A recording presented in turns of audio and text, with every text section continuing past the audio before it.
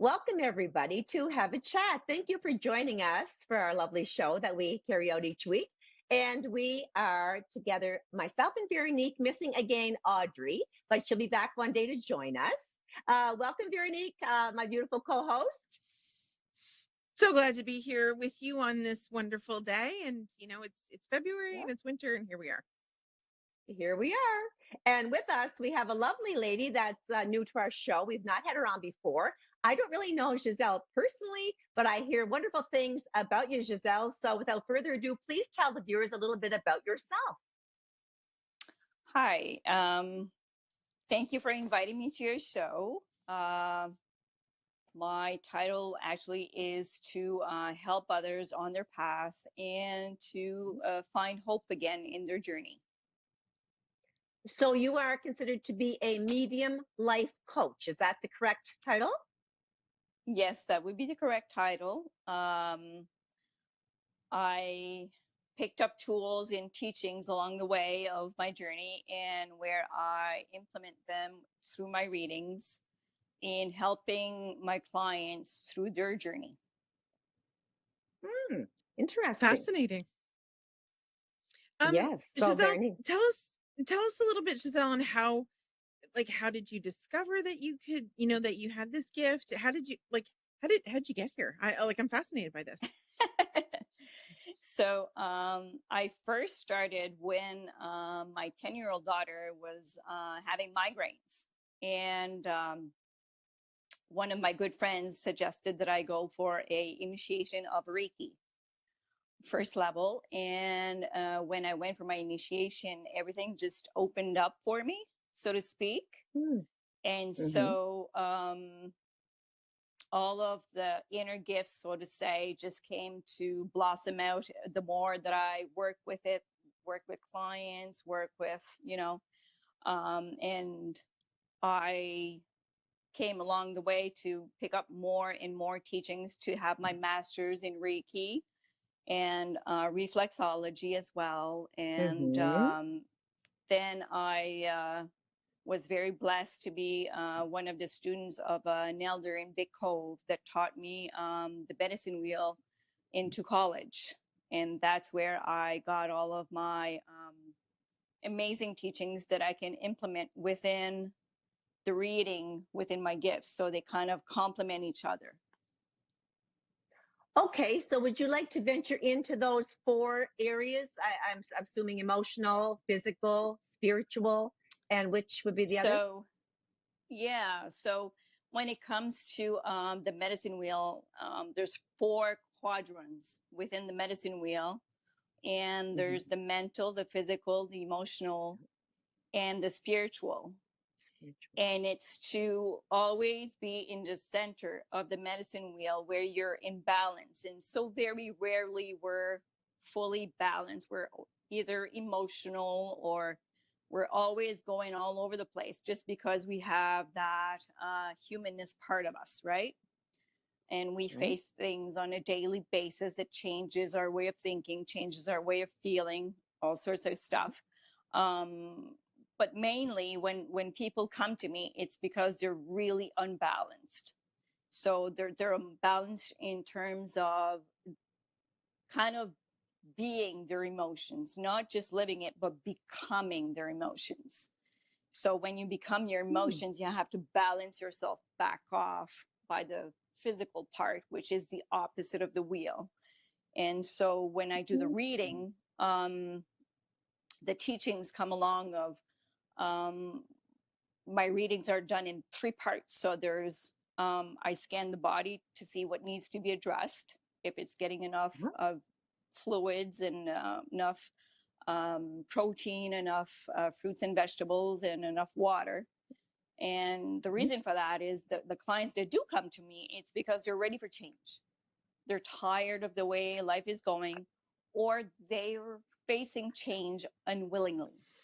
So meaning it's either a loss of a loved one, loss of a job, loss of a spouse, either by divorce or by losing them to death. So when I implement those teachings within that reading, then I give them the gift of hope. I give them Oh, something that they can actually tangibly put together. And yeah, it's to me, it's such a priceless moment to see that twinkle come back into their eyes. So how would a client come to you? Like, do they just reach out to you on their own, or like how do you, how do people find you? So I've done throughout the years, I've owned my own wellness center in Rogersville. mhm, And I've opened up, I've actually taught at the River City Fitness meditation at the center. And mhm. I've opened up a center on the Miramichi as well, in the square, town square. And people would reach out in terms of either Facebook or find my phone number on my Facebook page and send me Mhm. messages or whatnot. Currently, with the COVID situation, Yeah. the teaching in group is limited. I used to teach also in groups, in terms of giving them again a sense of Mhm. hope and a sense of tools as well to implement on the daily basis, of to be careful of what they think, because whatever they think, that's the energy they attract around them. So I bring awareness as well into terms of the clients, and also in group sessions. So I've done many group sessions in terms of motivational group sessions and meditation sessions, and just to discover yourself and to fully connect the mind, the body, mind, and spirit. The Yeah. best way that I can explain it is there's two parts to you. There's your spirit Mhm. and your mind. And you're born connected, fully connected, so much so that you can be at the saddest place that you can be, and you bring in a little newborn, and everybody smiles because they Yeah. bring in that sense of energy of pureness. They have no Yeah. judgment. They hold nothing but purity. And we Mhm. adults, we delete that along the way, right? We teach them, Yeah. no, you can't do that, or certain things happen and they get hurt, and oh my God, and even Santa Claus, they believe in Santa Claus, and all of a sudden we Mhm. say, no, there's no Santa Claus, right? And they go, what do you mean, right? And they fall Mhm. into tears and the disbelief. Um, and so when you look at us adults moving forward, that child that was fully connected becomes like this, reprogrammed, and the spirit kind of goes in hiding, and this becomes the adult living in the oh my God moments. So, oh my God, my Mhm. relationship, oh my God, my financials, oh my God, my health, all sorts of things going on with the oh my gods. And Mhm. the reason for that is we forget a sense of believing in ourselves and in our journey, because we're facing Yeah. losses along the way. And that's what Mhm. happens. And that's what I teach, to face loss and to see the beauty within the loss. That's Okay. beautiful. And so you have mentioned Reiki, and you've also mentioned reflexology. Do you incorporate those into your actual sessions, or do you do those separately with clients? So, reflexology for me, I practiced it for maybe 2 years. I think it Hmm. was more a sense of awareness, how the body works, Yeah. for me to understand what I'm dealing with when I'm doing a reading. And I talk about the physical body, not to Hmm. demean the doctors and all sorts of Yeah. good stuff out there, because sometimes I do face clients that need actual medicine. And a lot of people nowadays, they try to go natural, which is awesome. But in the same time, sometimes you need that little bit of a boost just to get you to that next step. And so I let them know, like, if you're not Hmm. sleeping well, if you're not doing well, you might need those medications just to get you through, right? Hmm. So That's I do Judy and that I. We part as don't well. sleep. Judy and I don't sleep at all. No. But It's not I good. do, yeah, but I do teach how to meditate. And meditation, again, is baby steps. When I teach meditation, I do teach that when you bring in a 5-year-old at school, the first day of school, right? You don't give him a book and say read the whole book, right? You first teach him the letters, then tiny words, then a phrase, then maybe a small book. Meditation's the same way, right? You can't Mhm. imagine yourself getting full blown into meditation and getting the full effect. You have to do baby steps, because how old you are is how long you've programmed your brain not to stop. Oh, So, that's old. so That's a Yeah. long yeah, time. that's what I teach in meditation, so they don't get discouraged, right? Because it's very discouraging when you try to go to meditation and you think, oh, I got to do the dishes. No, no, no, no, wait, I got to meditate, quiet the mind, quiet the mind, quiet the mind. And then you're going 2, 5, 6, and then you're thinking, oh, laundry, I got to go do laundry, and I got to go do, right? So Mhm. it's just about retraining, reprogramming the mind that no, we're having that downtime right now. We're having that time for us where we connect fully with Nice. our spirit and everything is okay. Yeah. Yeah, neat. Lovely. Could use it. Yeah. Giselle, are you finding, especially in this time with COVID and all of the stressors that we're all living in, and all of the changes that we're going through and everything that is just going on in the world, are you seeing more clients right now? Are you seeing people very much more unbalanced than they normally would be? And how are you coping with all of that yourself to try and keep Mm. yourself kind of going positively through it? So I do ceremony every morning. I wake up at 5 every morning and I do ceremony, which I was taught with the native medicine wheel, how to pray in 4 quadrants, and that's how I keep focus, and that's how I declutter, so to speak, because Yeah. it's a very hard time for everybody. Mhm. And even the ones that life has not been affected in terms of the financial part is still there, everything is still there, they're limited as a bubble, so to speak, and stuff like that. And I've had clients where they don't understand why they're crying, why they're facing hardship. They're saying like, why am I so upset? It's not that bad.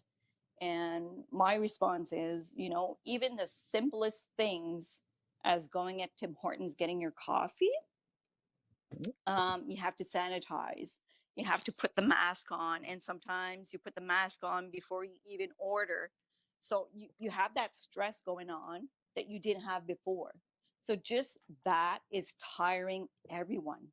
And you go Mhm. into the supermarket and you're like this, right? Oh, I got to keep my feet 6 feet distance. I got to, so it's very, very hard on the humanist part for everybody. And Mhm. so it's a very important time for people to declutter that energy and to resource themselves with all that we have in terms of nature. Nature doesn't alter. Nature is pure. Nature doesn't think. Nature doesn't have to put a mask on. So everything and anything in life has energy. So when you go out in nature, you can pick up that energy versus being at a supermarket where that energy lingers around, right? Mhm. Because Mhm. even to the point when I teach energy classes, um, when you go into a hospital, you haven't spoken to anybody and you get back out and you feel that heaviness just because of people that have been in and out and are worried, and what's going on into the hospital in terms of Mhm. illnesses, right? Yeah. And Yeah. so if you completely change the environment and you go into a daycare and there's no children there, you just enter in and out, pick up something, you feel happy automatically just because it holds the kids' energy inside that room. And all too Mm-hmm. often, I've seen people say, I don't know what happened in that room, but ooh, it felt not good. Like something happened. I don't know what it is about that room, right? But that's Mm-hmm. you feeling the energy of the room. So when it comes to COVID situation, same thing. It drains us, and it's not just the illness itself that's going around. It's all that's coming along with it, and the unknown especially, because the unknown is very fearful. And even though some may not want to talk about it, it is what it is. I mean, we don't know what tomorrow brings. We don't know what the next day brings, because we were so routinely in our lives, and now we're so in a bubble and limited in so many ways. Like I said, just going to Tim Hortons, we're limited in the way we're doing it. It's creating fear within every step we make. We're going to have to bring you back another time to give us much more information. It's just flowing by with you, Giselle. And you've been a lovely, interesting guest with so much to offer clients. And on that note, we're going to say goodbye and tell our viewers not to go anywhere far. I thank you for being our guest. And for those, do tune back in very shortly. We have another very special guest coming right up to join us.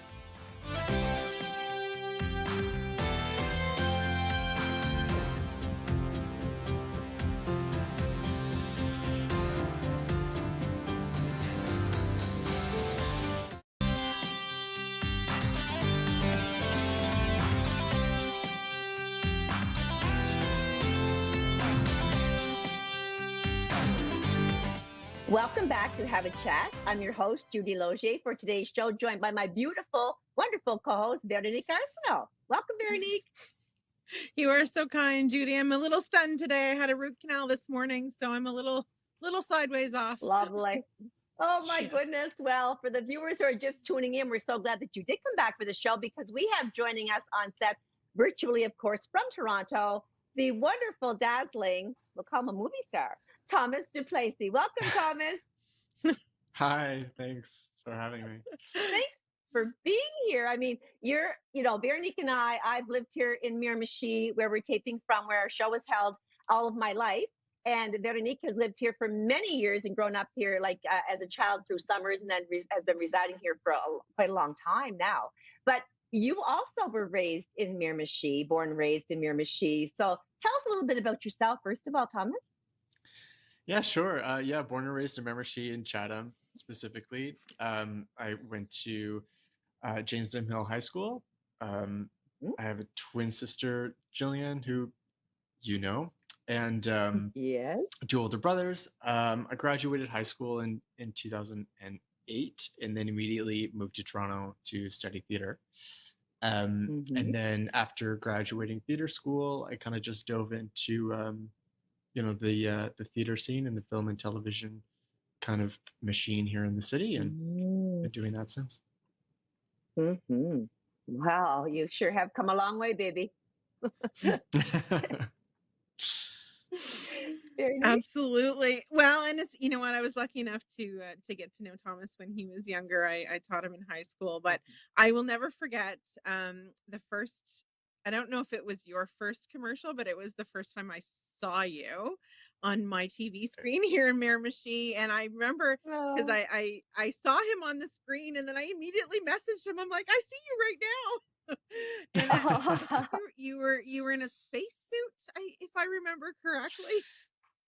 Yeah, that was a Future Shop commercial quite a few years ago, and I mean, they went out of business very shortly after. So I mean, I've always kind of blamed myself for maybe that company going under.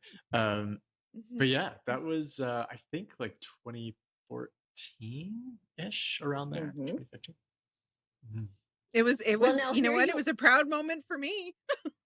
Yeah, me too. And can Yeah. we're just so super proud, aren't we, Veronique? And for everybody from Miramichi and beyond, Thomas, that you have just been, you've just completed not long ago the movie Jump Darling, which you have worked Yes. so hard all these years. You've done your acting, and then you got your big break in your debut in this film. So, first of all, congratulations. We're beyond proud is all I can say, to know that one of our very own has Thank made you. it to the top league, right? And for anyone that doesn't know about Jump Darling, we'll backtrack and go into more about your upcoming years toward that. But tell us about the movie experience in itself. Just how, what led to what, when you got the audition. Just tell us a bit about it. Sure. So I got the audition around February of 2019. It came through from my agent, and uh, immediately in the first couple of scenes, I connected to the character on a multitude of levels. The first audition actually called for 2 or 3 scenes to be put on tape, and then to choreograph a 1-minute drag routine to a song of your choice. So I said, okay, I got that done, and we sent it in. And then I hadn't heard anything. It'd been about a week. I contacted my agent. I'm like, what's going on? Like, we haven't heard anything. Like, is there any news? And he said, don't worry, they liked you. I was like, okay. So then I was online and I saw that the casting went out again, but this time it was Vancouver, Calgary, Edmonton, Regina, Toronto, Newfoundland, like across the country. And so I called my agent and I said, what's going on? And he said, look, they really liked you, but they want more options. I said, well, it's not mine anymore. So then another audition came through, this time to put a couple more scenes on tape. So I did that and I sent it in. Didn't hear anything. So then I'm going back to my agent. He's like, yep, you're still within, the top few. And I was like, okay. So then I got another audition, but this time it was in the room, like with the directors and producers. And so it was bring back a couple of the scenes that you prepared and now prepare another minute drag routine, but to this specific song that's going to be in the movie. So I finally went in person and did that. And then the next morning, I was in a car leaving the city to start a theater contract out of town. And then got the phone call on the way out of the city that they had an offer for me. So. Wow. What a juicy, glorious moment. I mean, yeah, when you could only... it came in what was it right, like getting that kind call? of under the wire. Yeah, I mean, it was a lot of anticipation, kind of all the way up through all of those auditions, and it was a lot of work put in, and I felt really good about this particular part. And it was just, I mean, at that point, I just wanted to know either way, like, is it yes or is it no? Because I'm not going to put anything else on tape. Like, you've seen everything. So anyway, yeah, it worked out. Beautiful. How do you keep yourself going between, like, and I mean, like, keep your spirits up, keep yourself motivated between parts, and you've done some wonderful theater productions, and I do follow you on Facebook, so I get to see all the stuff that you're up to. But how do you keep yourself going in the day to day? Yeah, it's definitely a very real part of choosing life as any kind of artist, really. Because there are times, like that year that I shot the movie, I went from theater contract into shooting the movie, immediately 2 days later out to another theater contract. But it doesn't always happen like that. You go 6 months to a year with that, between gigs. And in between that time, you just have to keep your skills sharp by taking class when you can, by, putting stuff on tape, like reading plays, just keeping that skill fresh, because, it's one audition can come down through the pipe and you have to be ready for it. I try and teach, I try and coach, I just try and keep my skills sharp between those times, but it is a very challenging thing mentally and emotionally. Well, I mean, we're going to get right into the movie part. I've watched the trailer, Thomas, and as I watched the trailer, I experienced everything from joy to very sad moments. Just watching your fantastic expression, your delivery of your part, I can't wait for more. Just give us an overview for those who may not have seen the trailer of Jump Darling, and starring the fantastic Cloris Leachman, the legendary Cloris Leachman. Of course. So the movie is about my character Russell, who is an out-of-work actor turned drag queen, and he's reeling from a recent breakup, and he kind of flees the city, and on his way out east. He stops by his grandmother's house in Prince Edward County, discovers that she's in such steep decline that he really can't leave. And so he decides to stay and look after her. Meanwhile, both of them are kind of fighting his mother from moving my grandmother into her nursing home. And so while I'm out there, I find this kind of bar in the middle of nowhere that I use to kind of hone my skills as a drag queen. And so the movie essentially is about choosing life as an artist and the relationship that between Cloris and I. Yeah. You sure looked good. Let me tell you, I watched it and like I was so proud of you. Can I just say that you were just the real deal? And thank you. Thank you. Yes, I can't wait for it to come out, and you can tell us when it does come out before the show ends. Of course, we still have more segment with you. Veronique, any other question you're burning, desiring? Yeah, absolutely. What was it like to work with Cloris Leachman? I mean, I'm in awe of her. She's an incredible actress, and of course we just lost her not too long ago. So, what was that experience like for you? It was incredible. It was such a learning lesson. It was initially quite intimidating, the thought of it, the prospect of it, and then showing up on set. I mean, she's so there for the work that it quickly just felt like two actors working on a scene together. So she actually put me at ease in a very kind of effortless way. We just kind of like really got along really well, in that the whole time knowing that this is the legendary Cloris Leachman, but all of that would just kind of shed because of her genuine love for the work. So it was a joy. It was a learning lesson. I could see that in the trailer, and having watched her over the years, she's been an actress for decades, an American actress, as we know. And I actually didn't realize until recently that she was, I think, a number 16th in a beauty pageant when she was younger for Miss America. Yeah, and when she she had when she almost won the Miss America pageant, and you could see it, how beautiful. Oh yeah, she was stunning, and I think a glorious personality. Yes, yeah, she, I think, was given a scholarship which sent her to New York to study with like Rodgers and Hammerstein, like the old school Broadway leaders at the time, and I think that's what kind of piped her into the acting scene. She's just amazing, and so to know that you got to spend that time with her and to be part of I'm assuming is one of her last works is quite amazing. Yes. Yeah, it feels very, very special. I feel very lucky. It was her last lead role that she shot, and I know. Yeah, I feel very, very fortunate, very grateful for that.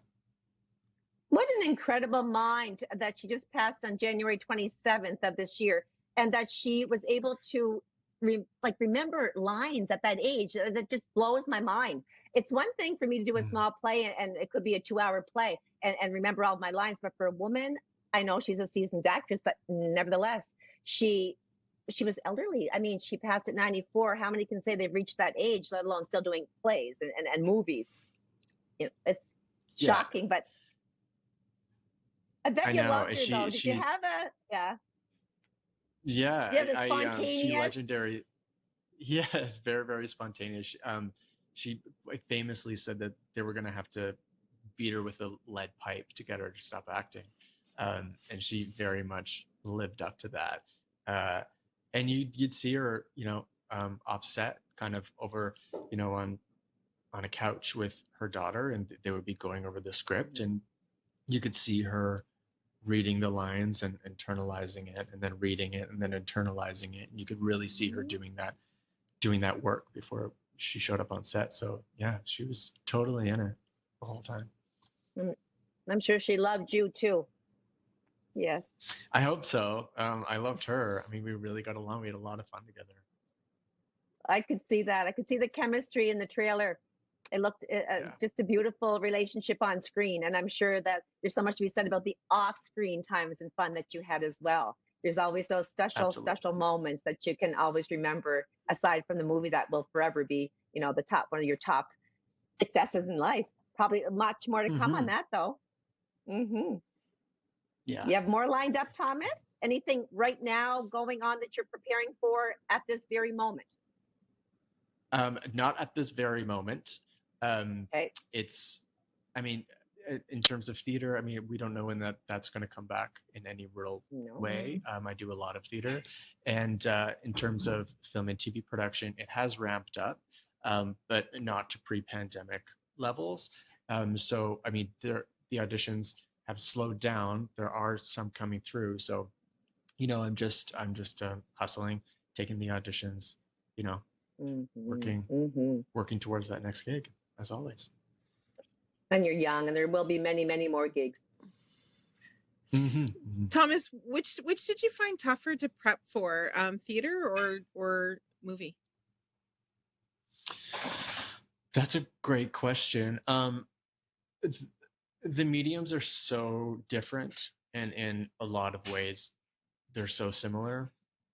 And when it comes to preparing for a role, it's just about bringing as much as yourself to that character as you can, and trying to find the truth in everything that they're saying. So it's kind of similar the way I approach any role. The only difference, I guess, is the delivery and how kind of how you're connected on set in terms of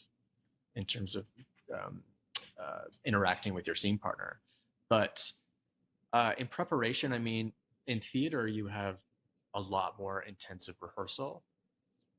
So that is the benefit to theater that you don't get in film and TV, because a lot of the times, especially in television, you show up on set and then you get shoved into your trailer and then hair and makeup, and then you get brought to the set and you might do one rehearsal with somebody you just met, and then you go off to your trailer and then they call you back when they need you. But in theater, of course, you have weeks to rehearse with the people you're going to be doing the show with. So there's it's different in that way. So I would say film and TV, it's a little bit harder in terms of the rehearsal aspect of it. Okay. Well, that's we can't wait to bring you back again for our last segment of the show. We don't want anyone to go away, because we have more of Thomas Duplessis to bring to your show. And so grab a little coffee or a snack and join Veronique and I and Thomas. Don't go far. We'll be right back, folks. Thank you.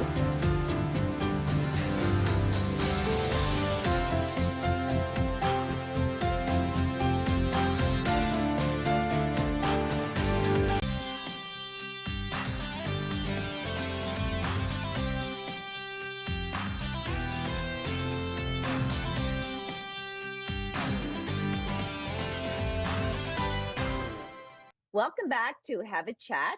If you're just joining us, I'm your host, Judy Logier, joined by my wonderful co-host, Veronique Arsenault, and we've had with us for an amazing conversation so far, Thomas Duplessis. So thank you for being back with us. Once again, we're talking about his latest film, Jump Darling, that he's starring in as the lead male role. Aren't you? You were the lead male in that movie, weren't you, Thomas? Yeah. After huge competition, you can imagine making something like that. The fierce competitive aspect of it, but you nailed it. We can't wait for the movie to come out. And we have to talk about the director, first of all, the writer, director, and producer, who is your amazing partner, Phil Connell. So can we just give some accolades to him for this brilliant script? Yeah, of course. This is his baby. This is something he's been working on for the past 7 years. And he's put everything into it. Bringing people on board and talking to people who, said you wouldn't be able to get a movie like this done with this budget, or you're not going to be able to get a star, or this is not going to happen. And he's fought that every step of the way, and he wrote the thing, he directed all of it, and now he's producing it. There's still a ton of work to go, and he's been leading the charge the whole way through. Very impressive. Phil Connell. Mhm. Yes. Just to give a big Mhm. clap. Yeah. Well, and it's amazing, of course, for all of us. We have no idea what goes into, actually getting a movie together and all of that. So it must be quite fascinating to see that from your perspective as well, not only to be in front of the camera, but to see it kind of come together behind the scenes. Do we know when it's going to be out? Yeah. So right now it's slated to come out on March 9th, on Oh, video on demand and digital video on demand. So either through your cable provider or through anywhere really that you can rent movies, Google Play, Apple TV, etc. Beautiful. oh, it's Can't wait. exciting look. Yes. Mhm. Jump Darling involves how many characters all total? I know that there are two. How many? Just tell us about the cast in general, Thomas. Give us an overview of who's all involved, including some fellow Canadian actors. Oh yeah, many. So of course there's myself and Cloris, and then there's Linda Cash who plays my mother. People might know her most as the Philadelphia Cream Cheese Angel, but she was also in Waiting for Guffman and Best in Show. She's a Canadian treasure. I love her. There's Love also her. Jane Eastwood, another legendary Canadian treasure, who's Yes. in it as well, who's fantastic. And then we also Mm, have some Toronto, younger Toronto-based actors here, Andrew Burchell and Kweku Adupoku, who are wonderful. And mhm. actually, one cast member who plays a smaller role in the film was my film teacher in college. So that was Cool. kind of a great kind of Cool. moment. Yeah. So that was Really really, nice. really fun. Hmm. Yeah, for sure. Yeah. Yeah. Very neat. Dylan Roberts. That's his name. Yeah. Dylan Roberts. Hmm. Love it. So uh, you did mention before we went to break that things have slowed down a little bit on the theater front, but that things are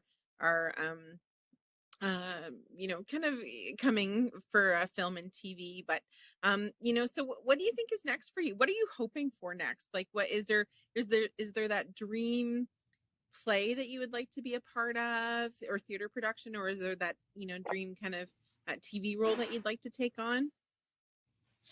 I've never had kind of a dream role in theater or film and TV, but I'm really hoping that um, enough people see this movie and connect with it that uh, it allows me to kind of um, be able to be a part of projects like this moving forward, because it's not often that an actor gets a script, a and books it, but then b it actually turns out to be a very fulfilling, artistically gratifying project. Um, Mhm. so in that sense, like that is what I'm really hoping for, that it attracts more projects that um, have the depth of character and the depth of story that this one had. Yeah. So you Awesome. have obviously a very vast background in musical production as well, because you had to play the part of a drag queen. So tell us about that, Hmm. and how you came about honing that skill and perfecting it to the point where you actually nailed it in the movie. Well, that was one of the aspects of the film that I was most excited about, because I've been watching drag and going to drag shows here in Toronto for 11 or 12 years. I have Okay. a lot of friends who do it professionally, and it's never something that I had done, but it's always something that I had hoped to do. So when the opportunity came, I was so excited to try that on, so to speak. Um, Yeah. I really just took everything, all of the experience from, watching RuPaul's Drag Race to going out to see, drag queens here in the city, and just bringing as much of that to myself as possible. Mhm.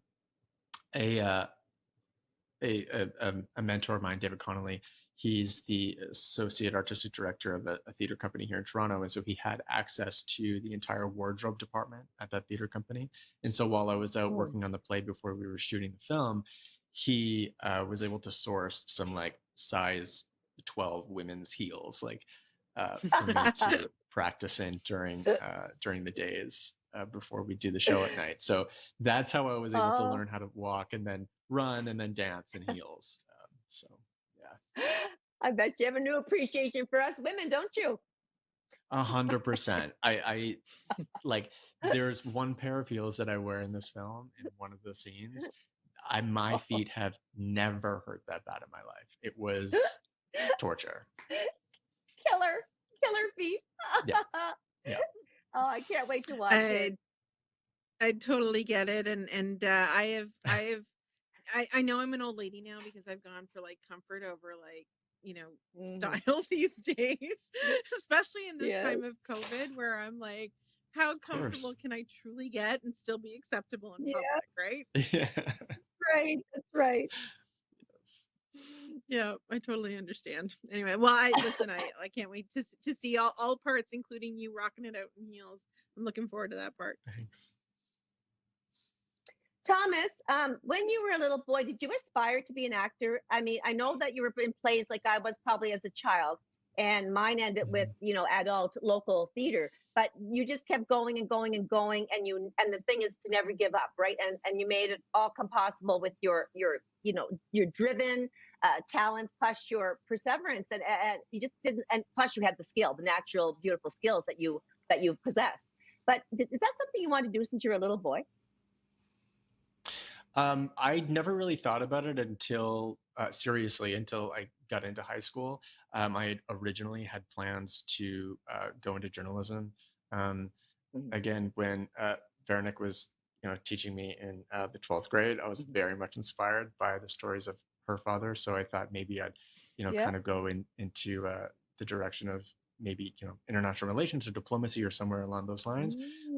But I was really encouraged to kind of go for this. Like if it was going to happen at all, it was going to happen now. Like and so I decided to go for this instead. So yeah, that's kind of how I Well, you fell sure did. You got there. into And their family, like your family's so proud, right, Veronique? I mean, all the Duplessis connection, the huge people that come from your family, aunts, uncles, cousins. That I know most of them, in fact, and they're just pumped, and rightly so. They're proud. I mean, your grandparents, as Chad Duplessis, one of our city councilors, and your first cousin said, Nan and Pops would be so proud of him. And I know that you're saying, sending it up to them for all that they've done to guide you as a young man into becoming exactly what you want to be in the future, successful. Oh, Lovely. 100%. When they were alive, they were always, my biggest supporters. And I can't. The support from back home has been so overwhelming. The response has been so much more than I'd expected. I'm so grateful for that. And I feel so thankful for everybody back home, and especially the support from my family. And yeah. Well, and you know what? I was lucky enough to see Thomas, of course, in high school. I got to teach him, and Thomas, you've always had a gift to connect with audiences and with people just in general. So it's no shock to me that this is where you're at and this is what you're doing and that you're fantastic at it. I will tell this one little story though. So I did teach Thomas in high school, and it was probably one of those classes where I think he just took it because he needed a credit, but. Anyway, he had this knack because it was accounting, and so I don't think it was his favorite class, but that was okay. So a few weeks after school started, Thomas discovered that I had traveled quite a bit, and that what Dad did for a living, and he was always so inquisitive and always so fascinated with the world, and you always realized that the world was about more than just you and where we lived and all of that. And I love that about you. But what he used to do to get out of actually doing, accounting type stuff he would, find a headline or a story that had happened, it recently. And he'd say, now, Vera, what do you think about this? And then all of a sudden I was off on a tangent.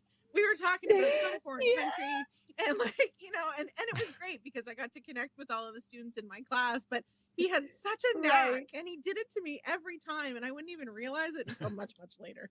It's another hidden talent, What can I Veronique. say? He's got many hidden talents. right? Yeah. Thomas, I wanted to ask you. I know from my little experience, like with provincial theater and a local theater, that when you have to cry in a scene, that I could actually think about something that made me cry, and it would bring on the tears. Were you able to do that? I caught it on the trailer, a clip of you being very emotional, tears flowing. Can you do that too? Put yourself in a place of sadness, or do you actually have those tear things in your eyes that make the waterworks come out?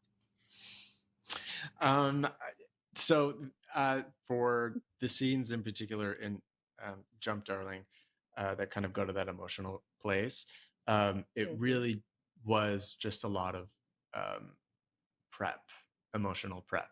Um, Okay. uh, Okay. we would get the schedule, the night before, so I knew the scenes that were going to be happening the next day. Um, Production always managed to allow me a lot of time before those scenes to kind of, you know, go Mm. to wherever I was, my holding room, wherever, Yeah. and so that I could do the work and that I could prep. And so, yeah, for those scenes, I arrived on set, open and vulnerable and Hmm. very connected to Cloris. We'd already been working together for um, a majority of her time on the set by then, so I was very comfortable Hmm. with her. And she is just such a present, open, vulnerable person. And so when you're in a conversation like the conversation in that scene, uh, working with somebody of her skill, it's really, you just kind of let the words kind of flow through that emotional filter, and then it just Hmm. happens with the Hmm. connection between Yeah. the two of you. So Mm. yeah. Yeah. So that's a very They had great the little like explanation. the menthol, they had the menthol like Mm. rub or drops or whatever on set for like standby. Um, but yeah, working with her, I But mean, none you, needed. Thomas, do you have any tricks? Because I did a small theater piece a couple of years ago, 2018. Sam Crowell had written a beautiful um, Mm. play called Semi Sweethearts. I had the worst time remembering my lines. So I realized that my memory is not fantastic. Do you have any tricks for people who are, hoping to, even to do community theater? Mhm. How do you do it? Well, a lot of people concentrate on really just that, like remembering the line after another line. But what I would suggest is think about the thought behind the line instead of the line itself. Like, what is it that you're actually saying, and like, what is Mhm. the connection of thought between the next line? That has always helped me when you stop kind of thinking, A and then D and then Q and then P, instead of, and then kind of training your mind to think, oh, I'm saying this next line because I'm thinking this, and because I'm thinking that, and my next thought is this because of that. You start to create a narrative for yourself. The lines just come a lot Yes. easier that way. Yeah. That's a Okay. good explanation. Also Thomas, oh, memorizing them sorry, out of order. I was out going to of say order. memorizing Oh, them really? out of order is, it seems, um, you know, quasi intuitive to do that. But if, say, Mhm. you have like a monologue and you break it down into lines, and then you have the outline for it, and you memorize this line and then that line and then this line and then that line, it's really just, it seems like it's counterintuitive, but it helps me. Well, there Awesome. you go. I was, like I said, Cloris Leachman, you working with her again, such a legend. She's been, on the screen. She's had primetime Emmys. She's had a daytime Emmy. She's won a Golden Globe. She has an Oscar. I remember watching her receiving her Oscar for the Last Picture show, and it was presented by Raquel Welch and Gene Hackman. And she was up against Anne Margaret and beat her in that category. And she was so graceful and gracious. And I really, her being American, of course, I didn't see a whole lot of her work. But what did she think of us Canadians, and you in particular, and your Miramichi ways and Toronto? She and her daughter Dinah both love Canada. Um, Oh. Cloris had actually done a tour through North America, years ago, and they had a lot of Canadian dates. She's come up here to do theater before as well in Toronto and Mhm. in Mississauga. And so when they were here, they extended their stay 3 times. The county where we were shooting, they had a really beautiful cottage, and so they Mm. extended that stay. And then when they came back to Toronto, um, they extended their stay in their hotel again by another week Mm. or another week. And it was during Pride actually, and Cloris Yeah. insisted on going out for the Pride parade. And so we heard that Cloris was down there on Church Street, and we kind of raced down to see her, and she was being wheeled down Church Street in the middle of a Pride parade by her daughter, and they loved it. And we went out for drinks together one night at their hotel, and we shut down the bar. It was like 2:30 in the morning by the time we got out of there. And Dinah, her daughter, were saying that they had never done that with another crew or cast before on any other film. And they invited us to come along.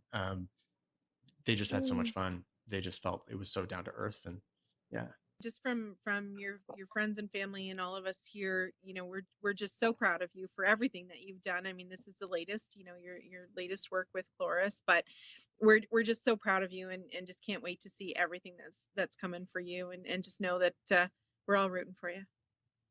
Thank you so much. I feel it. I'm so grateful for all the support back home. Thank you. I just wanted to ask you, like with all of the whole Jump Darling movie making business and meeting Cloris and all of those other actors and meeting Phil and working in such a huge capacity on the screen, what would be like, I know that was the greatest thing to have all that happen, but was there something beyond that that was beyond your imagination, like as far as a memory goes, something that you'll never forget? And so there were just moments of like, this is amazing. Like something's gotta give here. It was just like it was truly a dream come true. Yeah. Now you have this incredible partner who has everything in common with you and will go on to produce more. And I'm sure you'll be in more movies down the road. I can see it. So we're going to have to say goodbye, Thomas. Our time's up, and I have to cut you off. You've been incredibly wonderful and a gift to us all. Continue on. Thank you, everybody. Have a great week. Thank you so much.